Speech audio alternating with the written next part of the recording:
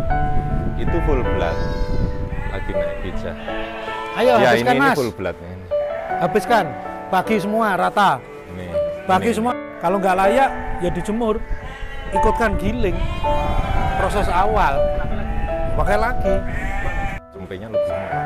Bisa, tapi mesti difermentasi dulu, terpisah. Halo, Assalamualaikum warahmatullahi wabarakatuh. Jumpa lagi dengan saya Farid Aka, owner dari The Betung Farm. The Betung Farm berada di wilayah Kajen, Pekalongan, dan kami fokus ke dunia breeding domba.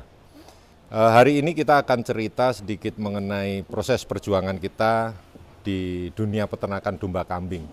Kami memulai peternakan itu di awal dulu pada saat kami mendapatkan mandat selaku camat di wilayah Petung Kriono. Di sana kami lihat potensi wilayah Petung Kriono ini luar biasa. Hampir 80% mereka adalah para peternak, petani, dan peladang. Dari situ muncul ide bagaimana mengembangkan dunia perkembangan atau pengembangan dunia khususnya domba sebagai alternatif protein hewani untuk dikonsumsi masyarakat. Kawan-kawan sekalian, kalau melihat berbagai macam tayangan, kita melihat dari berbagai macam channel-channel orang bercerita manisnya dalam sebuah peternakan. Akan tetapi mereka tidak bercerita tentang proses pahitnya dalam sebuah proses perjuangan untuk bisa bertahan. Dalam arti bahwa kita di dunia peternakan ini tentu tidak tiba-tiba instan. Ya, tidak tiba-tiba instan, akan tetapi perlu proses di mana kita semua harus melaksanakan sebuah pembelajaran.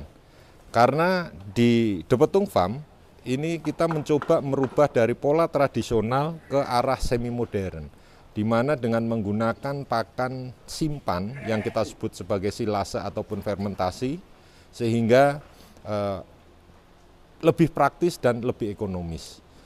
Maka dalam kami 5 tahun terakhir melaksanakan kegiatan dunia peternakan ini khususnya domba, ini pun juga mengalami pasang surut.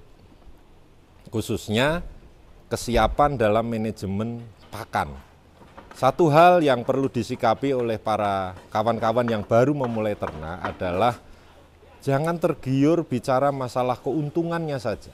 Karena di dunia peternakan itu ada 2 jenis, khususnya ruminansia, itu adalah breeding dan fattening.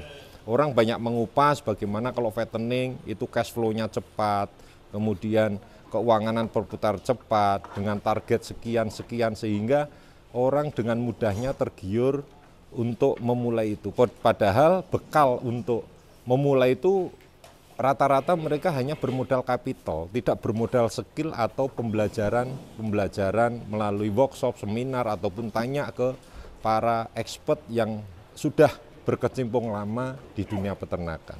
Sehingga kalau kita lihat, tiap hari juga ada kawan peternak yang tutup kandangnya, ada juga yang baru memulai karena mungkin terpengaruh oleh banyak faktor, ya, karena iming-iming sebuah keuntungan yang luar biasa. Maka kami pun tidak hanya bicara manisnya saja, kami memberitahukan kepada kawan-kawan bagi para pemula itu untuk lebih menyiapkan secara dini agar siap mental, baik itu siap mental untuk menjadi lebih baik ataupun siap mental untuk merugi. Karena yang namanya resiko dari sebuah usaha, apalagi kita bicara masalah makhluk hidup, resiko terburuknya adalah mortalitas. Nah, kita bisa lihat berapa kerugian apabila dalam satu proses kegiatan peternakan itu terjadi kematian atau mortalitas terhadap ternak kita. Maka di sini perlu adanya tata kelola yang harus kita create, harus kita manajemen secara baik. Di The Betung Farm itu ada 5 kunci yang kami kondisikan, kami pegang agar peternakan itu bisa berjalan dengan lancar. Ini kami formulasikan selama kurun 5 tahun terakhir ini. Yang pertama adalah kita bicara manajemen tentang bakalan atau induan.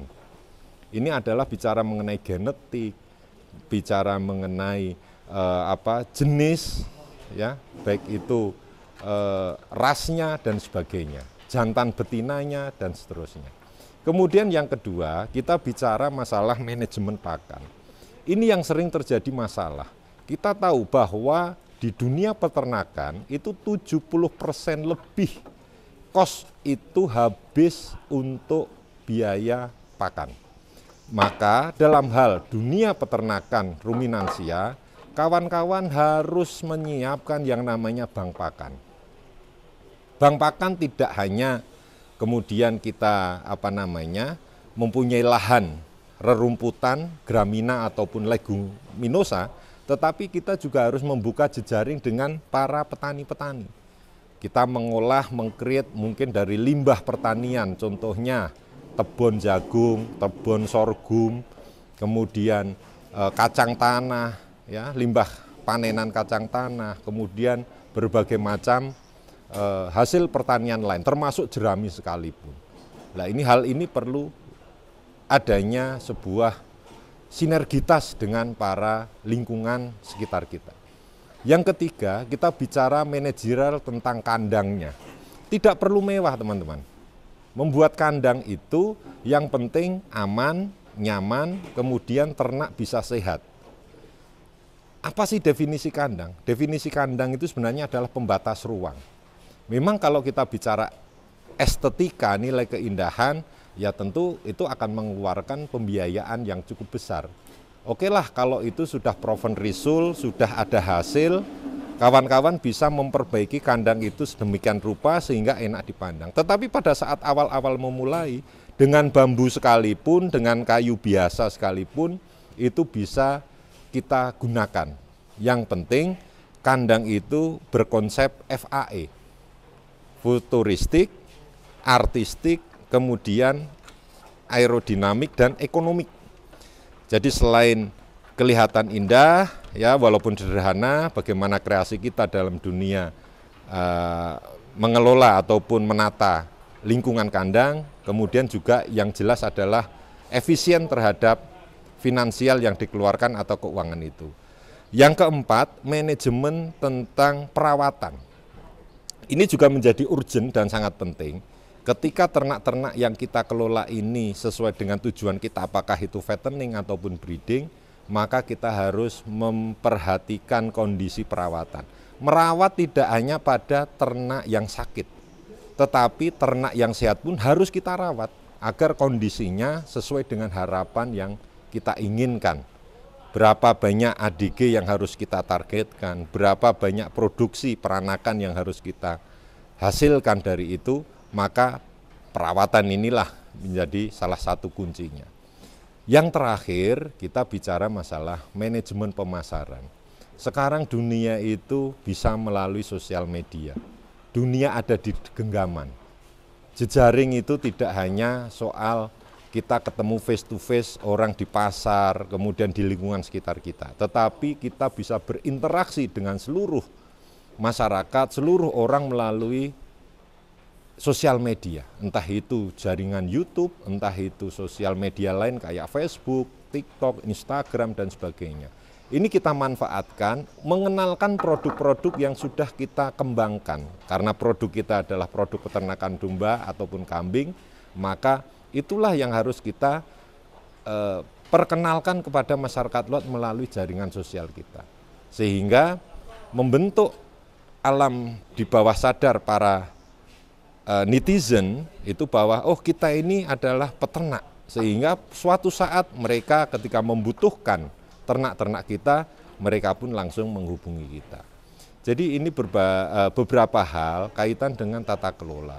Sekali lagi bahwa jangan tergiur tentang manisnya saja tentang peternakan, tetapi resiko-resiko mengenai kematian dalam hari ini adalah mortality ternak kita, ini juga harus kita antisipasi. Sehingga dengan menggunakan manajemen yang sudah kami sampaikan tadi, insya Allah akan memberikan dampak yang sangat baik, sehingga dari hari ke hari, dari bulan ke bulan, dari tahun ke tahun, apa yang kita kelola ini akan menghasilkan keuntungan sesuai yang kita harapkan. Keuntungan tidak semata-mata kepada soal keuangan, tetapi rasa bahagia, rasa berbagi terhadap ternak kita pun itu juga menjadi sebuah keuntungan. Jadi secara psikis kita, secara batiniah kita pun juga terhibur sehingga kita bisa memanfaatkan ataupun menggunakan ternak ini sebagai hiburan dan hobi untuk kita. Pekerjaan yang paling menyenangkan itu adalah hobi yang dibayar. Sehingga apa yang kita lakukan dengan keikhlasan, dengan penuh kesukaan hati, dengan penuh ketentraman hati juga akan menghasilkan keuangan yang cukup baik. Nah, kami dari De Petung Farm juga dalam hal ini khususnya di breeding domba, kami menggunakan pejantan Dorper. Pejantan Dorper itu adalah pejantan tipe pedaging yang kita importasi dari Australia, kemudian kita kawinkan dengan domba lokal kita, kemudian kami pun juga merilis induk bunting yang sudah dikawin dengan pejantan Dover yang full blood tadi.